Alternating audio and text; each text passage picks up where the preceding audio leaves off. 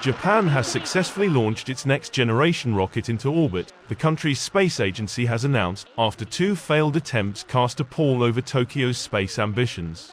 The H-3 had a successful liftoff and entered its planned orbit carrying a dummy satellite and 2 functioning microsatellites, the Japan Aerospace Exploration Agency, JAXA, said in a live broadcast. Employees at the JAXA command center cheered and hugged each other during the broadcast as the rocket reached its trajectory and released its first payload. The H-3's microsatellites are expected to assist with disaster prevention efforts and monitor the operation conditions of factories.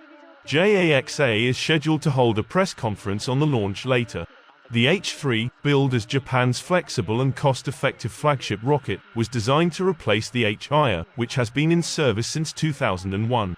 The H-3, which was developed with Mitsubishi Heavy Industries, is designed to carry a 6.5 metric ton payload into space for as little as $33 million per launch, about half the cost of its predecessor.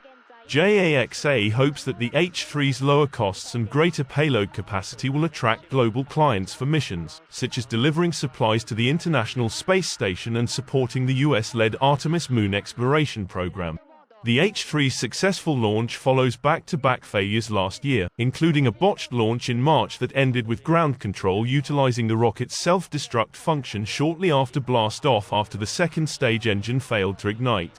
JAXA identified 3 possible electrical faults in a subsequent review of the launch, but could not determine the direct cause of the failure, which caused significant delays to its space plans.